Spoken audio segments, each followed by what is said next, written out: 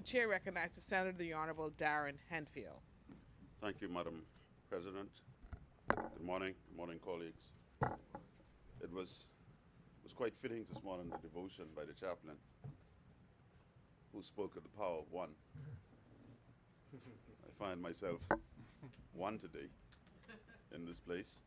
I pray for a speedy recovery of two of my colleagues and safe travels to the other.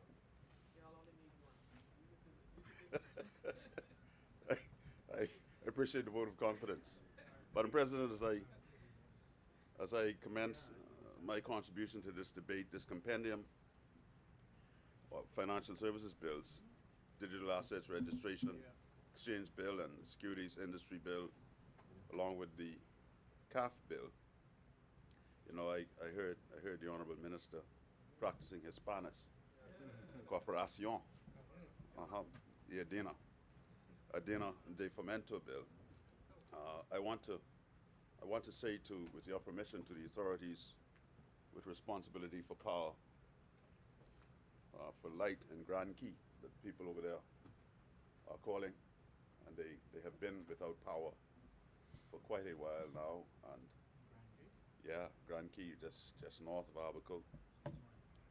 Well, this has been ongoing now for weeks, and when the light does come back on, it's on for a short while and then it goes off. If you go on, I just saw something on one of my chats which compelled me to say that this morning. And yesterday, I think it was, to add insult to injuries. Yesterday they had a disconnecting exercise either yesterday or the day before. So imagine the frustrations of people who are not getting the services that they pay for, and then you come and you hold them to account. You hold them to account. It's very difficult. This morning, Madam President, we've come to debate three financial bills, namely, and we mentioned them already.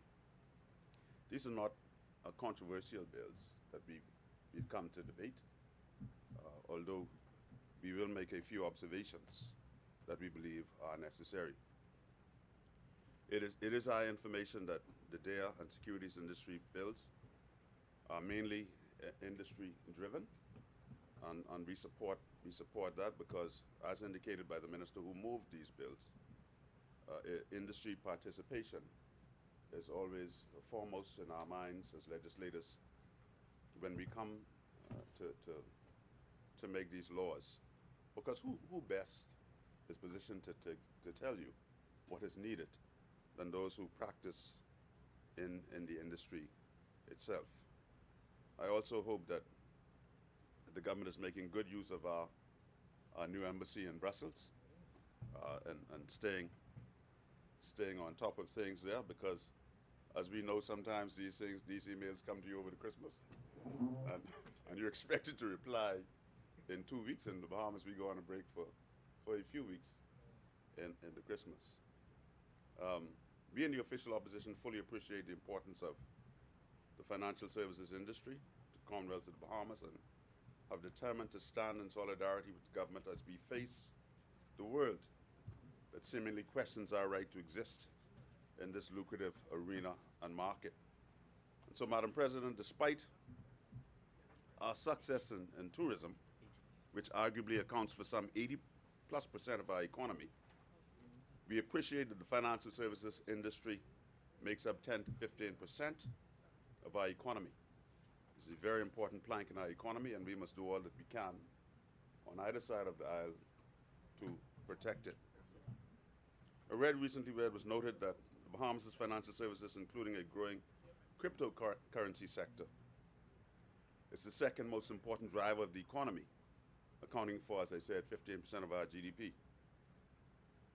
I don't know if this was pre-FTX or not, but I did see an observation by the AG that I will mention, which assures us that the cryptocurrency market is still well sought after in the Bahamas, and that is encouraging in the face of what we saw with FTX. And so we stand with the government as we seek to improve and protect this very important industry that also happens to be among the better paying and cuts across a number of professional disciplines. As we've heard already, these include accountants, financial advisors, financial analysts, institutional investors, portfolio managers, attorneys, and many others. Madam President, this does not mean that His Majesty's loyal opposition will sit idly by and allow the government, which has given us so many reasons to doubt, to operate in a carte blanche or carefree manner without adding our observations. We must demand answers on behalf of the Bahamian people. That's our job. And the government is responsible for answering the Bahamian people, who will be required to live with the consequences of their actions while in office. The importance of the financial services sector to our economy, which is fraught with vulnerabilities, both natural and man-made, demands no less. As such, simply makes good common sense for us to, no matter who is in the chair of governance, to do all that we possibly can to remain within the rules governing financial compliance. If we are to survive in this competitive industry, we have to do more than survive in this industry, because we believe the rules are unfair. I've often argued, and as I traveled as foreign minister, I've often argued with industrial countries to say to them, you know, you have this goalpost that you continue to move, and so how are we expected to hit the mark? Because every time we comply with one of your demands, or two or three of your demands, this morning we heard that we are what, 40-40? The goalpost moves again, and then we're asked to do even more. Madam President, our compliance determines, we have to comply, because this is an industry that, and I believe Ingram, Prime Minister Ingram noted this in 2000, that this is an industry that we have to comply, because this is an industry in which we have to compete. Our compliance determines or not our ability to conduct correspondent banking services, which entails transactions between international financial services businesses, domestic businesses, internet purchases on Amazon and others, international payments for medical care, school fees abroad, travel and vacation expenses, foreign credit card payments, and the ability for tourists to use, Senator Rolle, for tourists to use their credit cards at fish fry.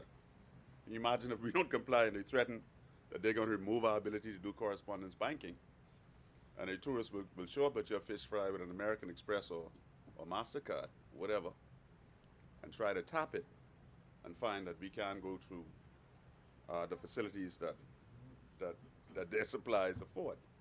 And even for Bahamians, right here at home, because invariably we are connected with these institutions elsewhere in the world. And so, despite us running back and forth, AG, from the United Nations and other multinational organizations, our reality is simple. We appreciate the fight. We appreciate that we must keep our interests in the forefront, along with those multilaterals who work with us to help us to do so. But it is simple. We will continue to compete with G7 and or other OECD countries for our piece of the financial services pie. And we will do so just not to survive, but to grow and to prosper. Not only must we resolve to survive, but we must evolve and set the pace for others in this industry. We must evolve and continue setting the pace so that others will follow us. In 2020, we introduced and passed this DARE Act. In the first instance, we understood then, as we do now, that each and every time we seek to make positive advancements, we must not rest on our laurels, but continue to be pace setters. We were the pace setters when we introduced this bill and passed it in the Bahamas.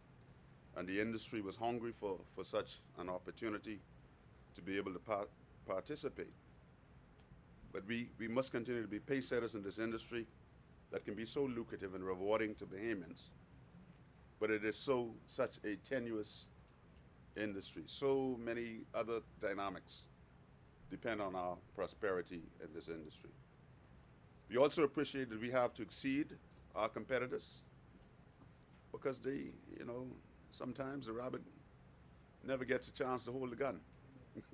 The hunters always have the gun. So since 2000 to now, when we were first hit with blacklisting by the FATF, we, each of us, no matter which administration, must remain mindful of the potential harmful effects of such outcomes on our financial services sector and our overall economy. Madam President, the bills before us, particularly the DARE and Securities Commission's bills, gives us cause to examine, if only in a cursory manner, what we witnessed in FTX. At the outset, Madam President, permit me to say that I believe that Bahamian professionals that are charged with the regulating and management of our Securities Commission are second to none in the world. Second to none in the world. I believe that they rank right up there with the best in this industry anywhere in the world. Executive Director Christina Roll and her team at the Securities Exchange Commission can stand proud and pound for pound and toe to toe with any other entity anywhere in the world, including the United States of America. Simply put, I say without equivocation that we on this side are confident in the ability of the SEC to stand watch over the Securities Exchange. Madam President, from most, if not all accounts, Sam Bankman-Fried, SBF as he is called, the disgraced founder of the now infamous largest digital currency exchange platform for buying and selling cryptocurrencies, FTX, was convicted on charges of fraud and money laundering and now serving time in a federal prison in the United States. All told, what appeared to be an accounting oversight turned out to be major fraud, resulting in the loss of billions of dollars by customers, investors, and the implosion of FTX. When we were here in May 2022, that's why I always caution the Attorney General about being so strong on these bills. When we were here in May 2022 amending the DARE Act, which was introduced by the Minister's administration, we were assured by the AG in his usual assertive fashion that the amendments, among other things, were necessary for compliance with the FATF Recommendation 15, which was intended to mitigate anti-money laundering and counter financing of terrorism.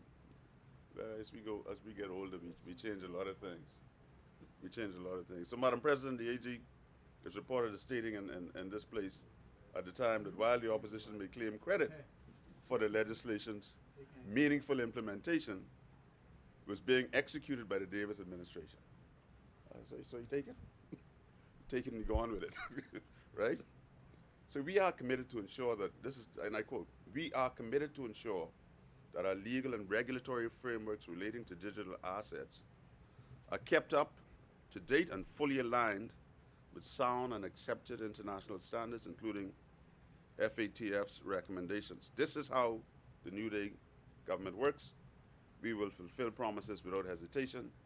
We create frameworks for responsible, regulated economic diversification strategies and don't waste time doing it. That's what my colleague, the AG, said. But we see how that turned out. Despite an order by the Supreme Court freezing the accounts of FTX, $100 million in assets were said to have been returned to Bahamian clients following an unanswered email from SBF to the Attorney General, which indicated that a non-answer would be perceived as yes to making Bahamians whole. Madam President, Fried is reported as saying in his email to the AG as follows, and we would be more than happy to open up withdrawals for all Bahamian, this is really common knowledge, it's written all over the place. It's written all over the place. It was, no, I don't have the email. I have the reports in the newspapers that I could table, right? And we would be more than happy to open up withdrawals for all customers on FTX, so that they can tomorrow. Senator, are you fully withdraw. Senator? No, I don't have the email. You don't have the email. No, I don't have the email, but I have newspaper reports of this account that I would would adopt as mine. And do you have the newspaper reports? Yes, I do. Yes, I do. To table? Yes, ma'am, I do. I have them there. I will adopt them as mine. Fully withdraw all assets, making them fully whole. It's your call whether you want us to do this, but we are more than happy and would consider it the very least of our duty to the country and could open it up immediately if you reply saying you want us to. If we don't hear back from you, we are going to go ahead and do it tomorrow. This is what Freed said. Responding to FBF's arrest, Prime Minister Davis stated. Was it ever done? Was it done? Well, you didn't answer him. Was it done? Yeah, according to all accounts, it was done. According to the courts in the United States, 100 million No, it wasn't. was siphoned out despite our Supreme Court order. No, that's not true. Well, I'm here. I could sit and you could get up and say. It's not true. You could get up and say on the record what happened. You could get up and say on the record, oh, you can't use some kind of unparliamentary language, man. You can let the man be in here and cuss. You can't do that. You gotta. Instead of asking me where in the email, tell him stop cussing in here. Yeah, but I heard him, and others were sitting around him heard him. Responding to FCS arrests, right? SBF's arrests. This was heartening for me too. This was heartening to hear the Prime Minister's response, and this was stated in a press release by the Attorney General. And in other newspapers reported this. Prime Minister Davis stated the Bahamas and the United States have a shared interest in holding accountable all individuals associated with FTX who may have betrayed public trust and broken the law. While the United States is pursuing criminal charges against SBF individually, the Bahamas will continue its regulatory and criminal investigations into the collapse of FTX with the continued cooperation of its law enforcement and regulatory partners in the United States and elsewhere. Madam President, I was heartened to read in a recent report by Chester Roberts of the Nassau Guardian dated 11th of July 2024 that despite the unfortunate turn of events with FTX, there are over a dozen crypto firms waiting to be regulated under the DARE Act. And that's according to the AG. Yeah, when you say something good, I say too, you know. And you say something that is encouraging and good, I say too. Right? And that was encouraging to me because we all anticipated that this fiasco with FTX would cause there to be less confidence in the cryptocurrency industry in the Bahamas and in our DARE Act. You were wrong though. Yeah, I hope we are. I hope we are. We want to see the same kind of fanfare that we had when FTX came, and these others had come. Absolutely. That's what I want to see. Everybody out, with him standing up there in his short pants like he on the beach somewhere in California, and standing in front of our Prime Minister. These new people there. Standing in front of our Prime Minister, in such manner of disrespect as they do it, the yuppies do, I suppose, on the West Coast. The article points out that despite the FTX debacle, the AG asserted that it did not cause a mass exodus of crypto firms, explained that, to the contrary, more digital assets firms began looking to the Bahamas. We watch and wait to see what manifests in this regard. Madam President, as a Bahamian lawmaker, I am proud of Christina Rule and her leadership. Securities Commission of the Bahamas, I say that again. Most industry professionals believe that the judicious actions of our Bahamian regulators force Bankman-Fried to file for Chapter 11 bankruptcy in the United States. We believe that.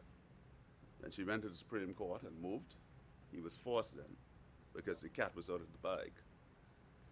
In its release dated 12 November 2022, entitled Securities Commission Addresses FTX Statement on Bahamian Withdrawals, Rule was swift and determined to tell Bahamians and the world that she had no role to play in the withdrawals for Bahamian clients. This is what she said. The Commission wishes to advise that it has not directed, authorized, or suggested to FTX Digital Markets Limited the prioritization of withdrawals of Bahamians clients, for Bahamian clients. The Commission further notes that such transactions may be characterized as voidable preferences under the insolvency regime and consequently result in clawing back funds from Bahamian customers. In any event, the Commission does not condone the preferential treatment of any investor or client of FTX Digital Markets Limited or otherwise. You see, she had to, as the commission had to say that, because the commission has people must appreciate that when you come to the Bahamas, we don't treat you no different than we treat ourselves. But if we're going to have a practice of preferential treatment in the industry, then you're going to put the industry at risk for others to come in here and participate. And so, Madam President, the Vice President of Communications and Corporate Social Responsibility for the FTX digital market, while as Russell said, the Securities Commissions, and this was strange because he's with FTX, and this is what he's saying. The Securities Commission's swift action demonstrated the importance of their role in maintaining the integrity and jurisdictional reputation of the Bahamas, and that's what we have to always put first, the jurisdictional reputation of this product that we're selling here in the Bahamas. And so it is unassailable that the Commission acted consistently to protect the interests of customers, creditors, and the Bahamian public from beginning to end of the entire ordeal. On the 12th of November 2024, the Commission, under the authority of the Supreme Court, directed transfer of all digital assets under the custody and control of FTX to the principals valued at more than $3.5 billion US to be transferred to digital wallets controlled by the Commission for safekeeping. Madam President, we are advised that the technocrats at the Securities Commission, we are advised by them, we had a good consultative period with them over this bill, the DARE as well as the Securities Industry Bill. And we were advised by them that this bill, the new bill for securities industry, will update and modernize the law relating to the regulation of securities exchanges and securities industry in the Bahamas. It will strengthen the powers of the Securities Commission to do the vital work it does to safeguard the rules-based industry. Further, it was necessary to repeal the old entire act because there were far too many sections that required amendments, an observation made by my learned friend beside me. Finally, Madam President, with the approval of the CAF Bill 2024, the Bahamas will become members and/or shareholders in the bank. CAF might be described as the Development Bank of Latin America, and we heard from the minister who moved this bill, and soon to be added, the Caribbean, was formed by international treaty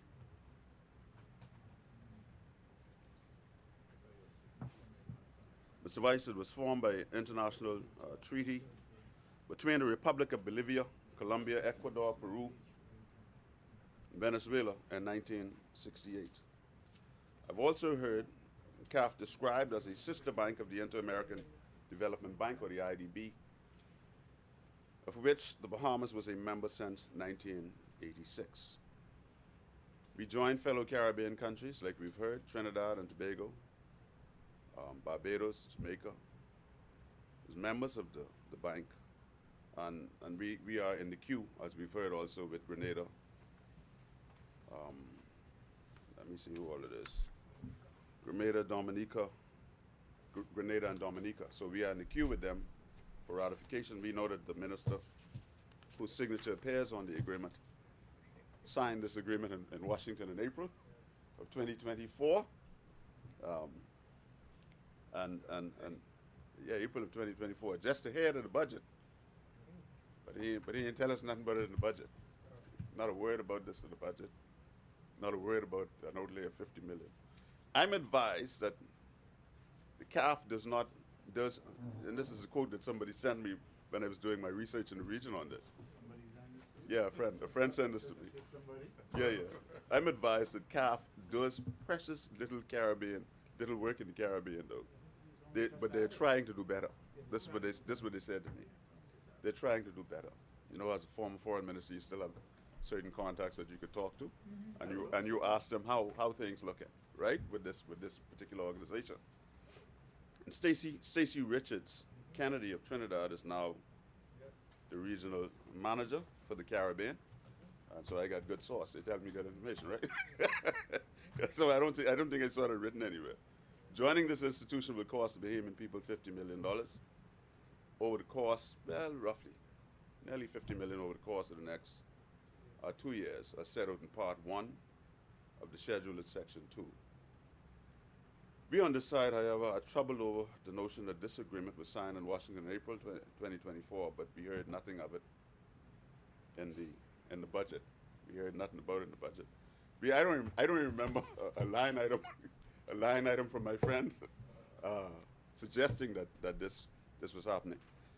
That said, Mr. Weiss, it's government's prerogative to determine how it works, how it works is going to be funded. But we feel it is a bit much to burden the Bahamian people with a $50 million bill when we could do the same thing through the IDB and some other institutions that we are a part of, and accomplish what we need without such an investment at this time. That is our view in the official opposition. And with those few words, Mr. Weiss, I thank you for your time and I rest.